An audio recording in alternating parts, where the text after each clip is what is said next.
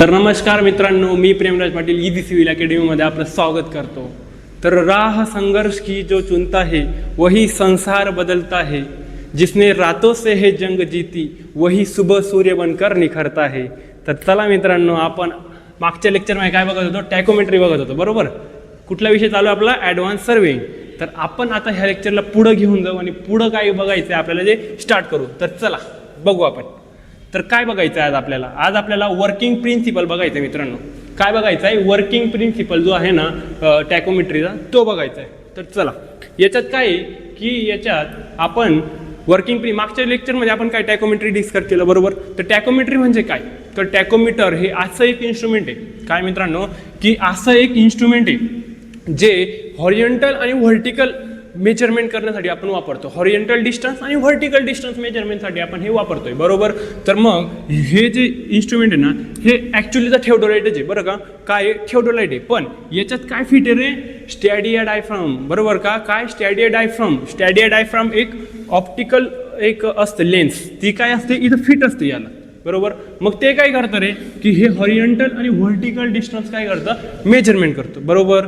तर मग आपण हे इन्स्ट्रुमेंट बघितलं होतं, त्याचे युजेस बघितले होते। युजेस काय सांगितले होते मी तुम्हाला? की हे जे इन्स्ट्रुमेंट आहे हे कुठं वापरतात रे? जिथं चैनिंग आणि टेपिंग, हे जिथं चैनिंग आणि टेपिंग हे अवेलेबल होत नाही किंवा तिथं आपण करू शकत नाही, जिथं अनअसेसिबल एरिया आहे, जिथं जाऊ शकत नाही आपण, तिथं आपण हे टॅकोमीटर वापरतो, बरोबर? जिथं आपल्या लेबर कॉस्ट हे कमी याच्यात लावायचं आहे, बरोबर ना? तिथं म्हणजे ओव्हरऑल कॉस्ट, हा मी इन्स्ट्रुमेंटची कॉस्ट नाही म्हणत तुम्हाला, ओव्हरऑल कॉस्ट काय करतं? हे कमी करतं। काय? टॅकोमीटर। टॅकोमीटर काय? It is a theodolite fitted with the optical lenses किंवा स्टॅडिया डायफ्राम, ओके? तर हेच। त्यानंतर मग आपण काय बघितलं? त्याचे ॲडव्हान्टेजेस डिसॲडव्हान्टेजेस बघितले होते। ॲडव्हान्टेजेस काय असतील रे त्याचे? कॉस्ट कमी लागेल, टाइम कन्झ्युमिंग नाही, रॅपिड मेथड, बरं का? हे काय? हे रॅपिड मेथड आहे, म्हणजे काय होतं रे?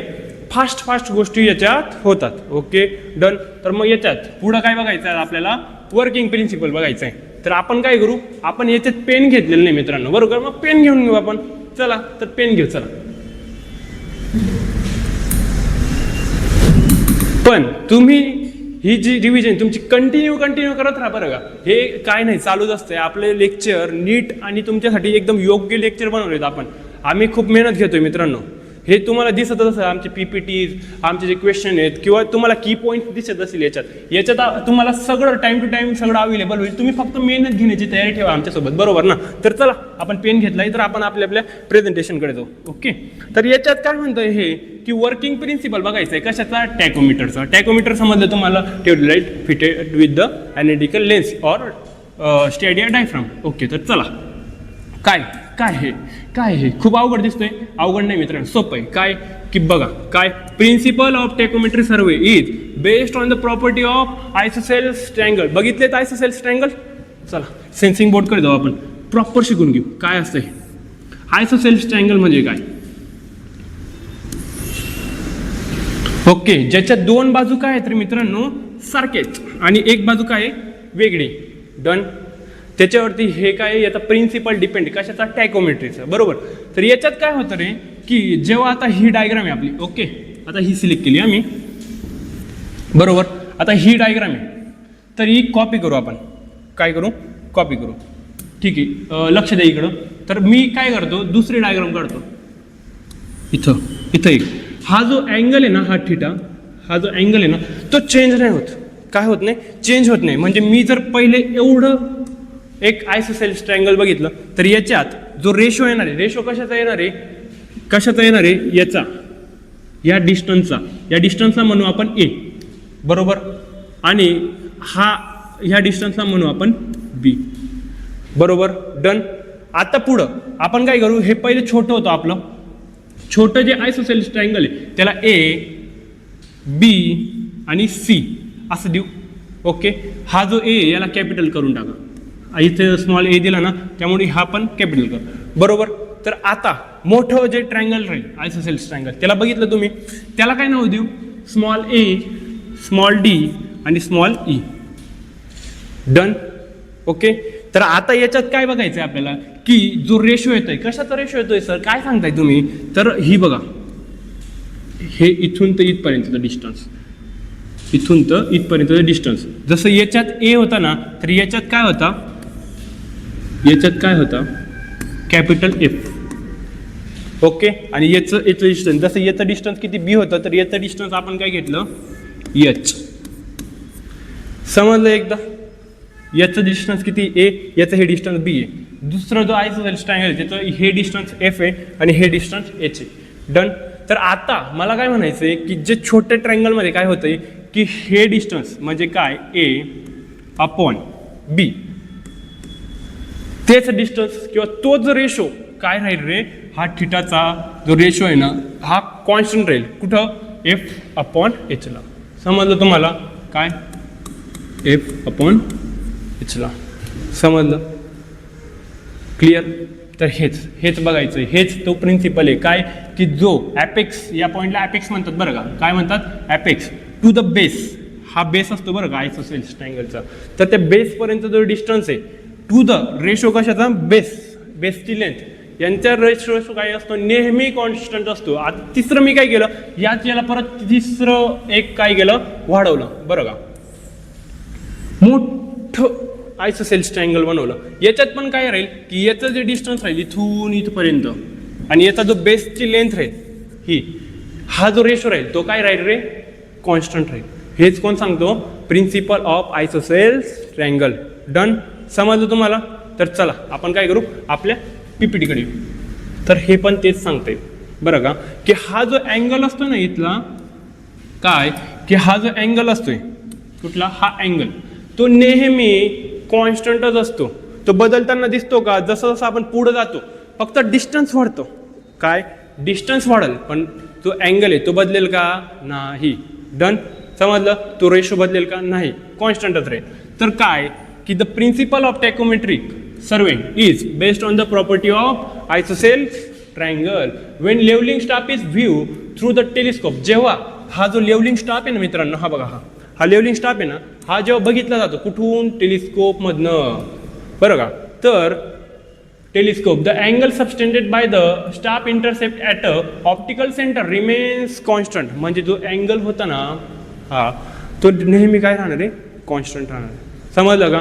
ह्या पॉईंटला घेतला तोच पुढे जाऊन वेगळ्या पॉईंटला जरी घेतला तरी पण तो कॉन्स्टंटच राहणार आहे. त्यानंतर देअरफॉर द रेशो ऑफ, हे बघा तेच वाक्य आलं काय, the ratio of distance from the instrument optical centre, त्याच्या ऑप्टिकल सेंटरपासून म्हणजे हा काय ॲपेक्स, बरोबर, apex to the staff intercept म्हणजे काय, इथून तर इथपर्यंत म्हणजे काय, याच्या ऑप्टिकल सेंटरपासून तर स्टाफ इंटरसेप्टपर्यंत जे डिस्टन्स आहे त्याला डी ने दाखवलं आपण, बरोबर.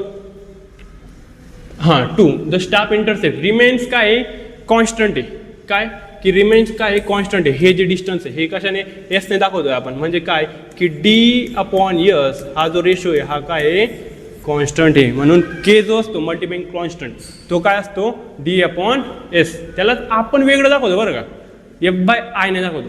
काय, एफ बाय आय काय असतो आता हा एफ बाय आय. तर मला काय म्हणायचं, हे जे इन्स्ट्रुमेंट आहे ना आपलं, बघितलंय ना तुम्ही, ठेवलेलं बघितलंय, त्याच्यात हा टेलिस्कोप असतो, बरोबर. इथं काय असतं रे, स्टॅडिया डायफ्राम फिट केलेला आहे जो तुम्हाला मी सांगितला. तिथून मला एक डिस्टन्स असतं कुठपर्यंत, ह्या ॲनालिटिकल लेन्सपर्यंत, या लेन्सपर्यंत. कुठून, या ऑप्टिकल स्क्वेअर पर्यंत, सॉरी इथून म्हणजे कुठून, स्टॅडिया डायफ्रामपासून ऑप्टिकल स्क्वेअरपर्यंत हे जे डिस्टन्स असतं ते असतं एफ, बरोबर. आणि इथून काय होतं, हे इथून अशी निघायला चालू होतात. म्हणजे इथूनच आयसोसेलेस ट्रायंगल स्टार्ट व्हायला चालू होतं ॲक्च्युली इथून. मग त्याचा हा एवढा इंटरसेप्ट असेल छोटा, ओके. म्हणून तो काय, स्टॅडिया इंटरवल असेल आपला, स्टॅडिया इंटरवल काय म्हणतात त्याला, आय म्हणतात. म्हणून हा जो रेशो आहे याचा हॉरिझॉन्टल काय रे, डीच्या जागेवर काय आलं, एफ आला. आणि एस जो आहे तो काय आहे, त्याचा इंटरवल म्हणजे काय, एफ बाय आय. म्हणजे के हा मल्टिप्लाइंग कॉन्स्टंट असतो आणि तो काय असतो, एफ बाय आय किंवा डी बाय एस. समजलं. तर इथं तेच लिहिलेलं असेल त्यांनी. Constant relationship is use to calculate horizontal distance and the difference in elevation. टॅकोमीटरचं फंक्शन, बरोबर ना, काय बघितलं आपण, टॅकोमीटरचं फंक्शन की हॉरिझॉन्टल डिस्टन्स मेजरमेंट करणं, व्हर्टिकल डिस्टन्स मेजरमेंट करणं, हेच काय ते करतं. समजलं. ओके, तर हे बघा इथं रिलेशनशिप दिलेले आहेत त्यांनी. Ratio of distance to the staff intercept म्हणजे काय, हे distance to the staff intercept नेहमी काय कॉन्स्टंट आहे आणि ते कशाने दाखवतो आपण, केने दाखवतो. त्याला काय म्हणतो आपण, मल्टिप्लाइंग कॉन्स्टंट. काय म्हणतो, मल्टिप्लाइंग कॉन्स्टंट. ते का म्हणतात सर, सांगतो तुम्हाला, पुढं सांगतो. 2 मिनटं थांबा. हे पुढं पण बघा एक वेळेस, इकडं बघा. तर इथं जे आहे ना डी म्हणजे काय रे, डिस्टन्स. काय, डिस्टन्स. हे सगळं काय करू, रफ करू आपण. हे बघा, हे डिस्टन्स, हे डी म्हणजे हे डिस्टन्स, हॉरिझॉन्टल डिस्टन्स, बरोबर. तर ते इज इक्वल टू काय होतंय, के एस प्लस सी. याच्यात के हा काय, हा मल्टिप्लाइंग कॉन्स्टंट आहे जो इथून भेटलाय आपल्याला, बरोबर. आणि यस म्हणजे काय रे, स्टाफ इंटरसेप्ट. हा जो स्टाफ इंटरसेप्ट आपल्याला दिसला तो, ओके, तो काय असतो, स्टाफ इंटरसेप्ट. एस म्हणजे मग सर सी काय आहे, सी तर कधी शिकलो नाही आपण. सीला म्हणतात ॲडिटिव्ह कॉन्स्टंट. काय म्हणतात रे, ॲडिटिव्ह कॉन्स्टंट. सर हे ॲडिटिव्ह मल्टिप्लाइंग काय आहे हे, तर हे बघा, हा जो एस आहे ना मुलांना, तर एस काय करतोय रे, सॉरी हा के काय करतोय रे, एसला काय करतोय, मल्टिप्लाय करतोय ना. म्हणून लक्षात ठेवायचं हा मल्टिप्लाइंग कॉन्स्टंट आहे. त्याच्यावरनं हे नाव आलं त्याचं, काय, मल्टिप्लाइंग कॉन्स्टंट. म्हणजे काय करतो, त्याला मल्टिप्लाय करतो.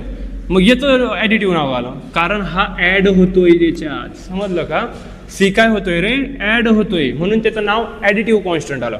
याचं मल्टिप्लाइंग कॉन्स्टंट, याचं ॲडिटिव्ह कॉन्स्टंट. 2 कॉन्स्टंट भेटतात आपल्याला टॅकोमीटरमध्ये आणि तिथूनच आपली सगळी प्रोसेस चालू होते, समजलं. तर पुढं हा कशाचा, हॉरिझॉन्टल जे आपली आहे डिस्टन्स, त्याचा फॉर्म्युला के एस प्लस सी. लक्षातच ठेवा, काय, लक्षातच ठेवा हा फॉर्म्युला. याच्याशिवाय पुढे जाताच येणार नाही आपल्याला. म्हणून सगळ्यांनी हा फॉर्म्युला पाठच करा. काय, के एस प्लस सी, के एस प्लस सी, के एस प्लस सी, सगळ्यांनी पाठ करा. ओके, तर ठीक आहे, चला पुढे चला. बघितलं, झालं क्लिअर. हे की पॉईंट्स बघून घ्या फक्त. काय सर, काय की आयसोसेल्स ट्रँगल्स होते डिपेंड आहे. डन. पुढे काय, ऑप्टिकल सेंटर हा कॉन्स्टंट असतो नेहमी. त्यानंतर काय की रेशो जो असतो डी बाय एसचा तो नेहमी कॉन्स्टंट असतो. त्यानंतर काय, प्रॉपर्टी हेल्प्स रॅपिड मेजरमेंट करायला ते काय करतं, हेल्प करतं. डन. हे काय गेलं आपण की पॉईंट्स लक्षात, बरोबर, ठीक. तर आपण काय करू, पुढे जाऊ. बरं का, हे कसं होतं ॲक्च्युली, कसं होतं ग्राउंडवरती कसं करतो आपण, बरं का. हे तर आपण त्याचा प्रिन्सिपल बघून घेतला. काय, प्रिन्सिपल बघून घेतला आपण इथून. ओके, तर ठीक आहे, चला याच्या ग्राउंडवरती जाऊ आपण.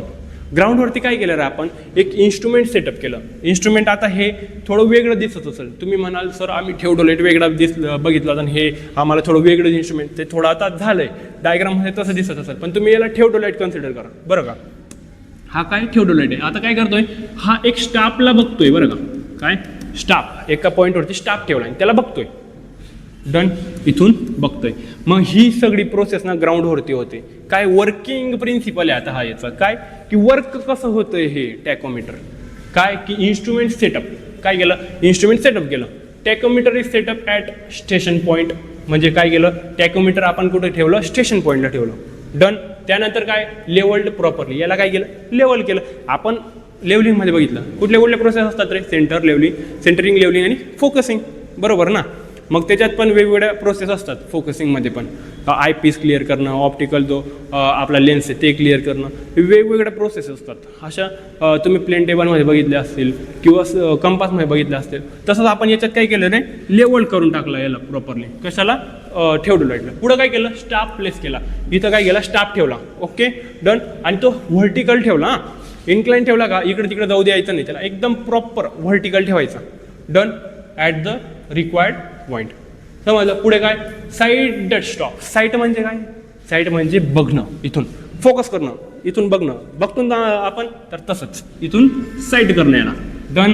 तर ठीक आहे सर, केलं आम्ही, हे पण केलं. आता काय करू पुढं, मग काय केलं, स्टाफ रिडिंग्स घ्यायचे. आता आपल्याला माहिती आहे, काय माहिती आहे सर आम्हाला, काहीच माहीत नाही. हे बघा काय की इथं डायफ्राम बोललो तुम्हाला, काय, स्टॅडिया डायफ्राम, बरोबर का. काय, स्टॅडिया डायफ्राम, जो की कशाला फिट आहे रे, टॅकोमीटरला फिट आहे, सॉरी ठेवडोलाइटला फिट आहे. तर तो असा दिसतो, 1 2 3. डन. म्हणजे ही वरची जी लाईन आहे ना, हे आपल्याला हे 3 रिडिंग भेटतात आपल्याला तिथून. किती, टॉप, मिडल आणि लो. म्हणजे टॉप, मिडल आणि बॉटम हे 3 रिडिंग भेटतात. मग एक वरचं जो लाईन असेल ते टॉपची रिडिंग देईल, खालची जी लाईन असेल ती बॉटमची रिडिंग डन सर. आणि ही मिडलची लाईन जी असेल ती मिडलची रिडिंग बरोबर. तर मग आपल्याला स्टाफ इंटरसेप्ट घ्यायचं आहे बरं का पोरांनो. का सर का घेऊ? आत्ताच तर बघितलं ना, काय बघितलं, D is equal to K S plus C. Yes तर लागतोय ना, इंटरसेप्ट लागणार जे सर पाहिजेचे, चला पाहिजेचे तर पाहिजे ना, मग चला कॅल्क्युलेट करू. काय की टॉप मायनस बॉटम कुठली रिडिंग जास्त येईल रे, काय वाटतं तुम्हाला, टॉपची का बॉटमची? कधी घेऊन बघितलं का इन्स्ट्रुमेंट मधनं रिडिंग? तर नेहमी कुठली रिडिंग जास्त येते रे, टॉपची, आणि बॉटमची काय येईल, कमी येईल. म्हणून टॉपमधनं बॉटम जेव्हा मायनस करू तेव्हा आपल्याला काय भेटेल, स्टाफ इंटरसेप्ट बरोबर का रे. ठीक आहे, तर चला आपण काय केलं, इथून यस कॅल्क्युलेट केला. यसला काय म्हणतात, स्टाफ इंटरसेप्ट डन. आणि हेच कुठे यूज करू आता आपण, हा जो यस आपल्या फॉर्म्युल्यात कुठं, इथं. सर के आणि सी कुठे गेला मग, बरं का, सी आणि के आणि सी कुठे गेला? तर मुलांना लक्षात ठेवा काय की जेव्हा आपण ॲनालिटिकल लेन्स प्रोव्हाइड करतो, स्टॅडिया डायफ्राम एक आहे बरं का, एक वेगळी गोष्ट आहे. स्टॅडिया डायफ्राम सारखंच ॲनालिटिकल लेन्स असतात, त्या जर आपण प्रोव्हाइड केलं ना स्टॅडिया डायफ्राममध्ये, तर काय होतं, हे कॉन्स्टंट काय की जो कॉन्स्टंट असतात, कॉन्स्टंट म्हणजे काय, के आणि सी यांच्या व्हॅल्यू फिक्स होऊन जातात. म्हणजे केची व्हॅल्यू किती असते रे, 100, सीची 0, हे त्यांचे व्हॅल्यू फिक्स होतात. मग काय केलं मी, केची व्हॅल्यू केच्या जागेवर सीची व्हॅल्यू सी आणि एसची व्हॅल्यू एस. डी भेटला आपल्याला, डिस्टन्स भेटलं. हेच तर सांगतोय ना, आपल्याला इथं काहीच मेहनत करण्याची गरज नाही आहे. म्हणून ही रॅपिड मेजरमेंट आहे. इथून इन्स्ट्रुमेंट ठेवलं, सेटअप केलं, लेवलिंग वगैरे केली, तिथं स्टाफ ठेवला, बायसेक केलं, संपला विषय बरोबर ना. तर हेच करायचं आहे आपल्याला याच्या टॅकोमेट्रीमध्ये बरोबर. तर पुढं काय की calculate the distance and elevation. एलिव्हेशनचा पण फॉर्म्युला आहे आपल्याजवळ. ओके, आपण ते पुढं बघणार आहे, हळूहळू पुढं ते डिराईव्ह करत जाणार. तुम्हाला खूप लोड नाही देणार, हळूहळू स्टेप बाय स्टेप आपण जाऊ. चला, तर using staff intercept S minus A, S is equal to A minus B. तुम्हाला जसं सांगितलं, ए टॉप आणि बी काय आहे, बॉटम. हे क्लिअर करू का रे, खूप खतरनाक दिसतंय ना. ठीक, तर and the constant K and C जे आहेत, horizontal distance and differences elevation are calculated. आता तुम्ही म्हणत असाल सर आम्ही ॲनालिटिकल लेन्स नाही लावलेत, के आणि सी आम्हाला कुठून भेटणार? तर त्यासाठी वेगळी प्रोसेस असते. कशी प्रोसेस असते तर बघा एक वेळेस, जेव्हा आपण ॲनालिटिकल लेन्स प्रोव्हाइड नाही केल्या, तिथं केची व्हॅल्यू 100 आणि सीची व्हॅल्यू 0 नाही आहे, तिथं काहीतरी वेगळ्या व्हॅल्यू आहेत के आणि सीची. तर ते कसं कॅल्क्युलेट करायचं, तर चला सांगतो ते पण. तर रफ करू आपण याला, थांबा तिथं मूव करू, चला बरं का. तर आपण काय करायचं, एक इन्स्ट्रुमेंट ठेवायचं. काय करायचं, एक इन्स्ट्रुमेंट ठेवायचं. कुठलं, टॅकोमीटर. सेट केलं, लेवल केलं, डन. लेवलिंग वगैरे केली आपण. काय करायचं, एक इथं रॉड गाळायचा, इथं डन. पहिला याला एक नाव देऊ. त्यानंतर काय करू, दुसरा रॉड गाळला त्याच्या पुढे गाळायचा, म्हणजे सेट करायचं बरं का. असं नाही की त्याला जमिनीत खोसायचा, सेट करायचा. बरं समजलं. तर आता काय करू आपण, इथून या टॅकोमीटरवरनं रिडिंग घेतलं. ओके, इथला असेल स्टाफ इंटरसेप्ट आपल्याला भेटेल S1 डन. याचं डिस्टन्स असेल D1 बरोबर डन. पुढं याचं डिस्टन्स इथून दुसऱ्या स्टाफसाठी किती असेल, D2 डन. याचा स्टाफ इंटरसेप्ट वेगळा असेल थोडा, आता या पुढच्याचा काय थोडं वेगळ्या पेनाने दाखवू आपण त्याचा स्टाफ इंटरसेप्ट बरोबर इथून मधून. समजलं. तर इथं हा जो स्टाफ इंटरसेप्ट असेल तो असेल S2. ठीक आहे सर, समजलं. तर काय आपल्याला फॉर्म्युले कुठले असतात मुलांना, तर आपल्याला फॉर्म्युला असतो D is equal to KS plus C बरोबर.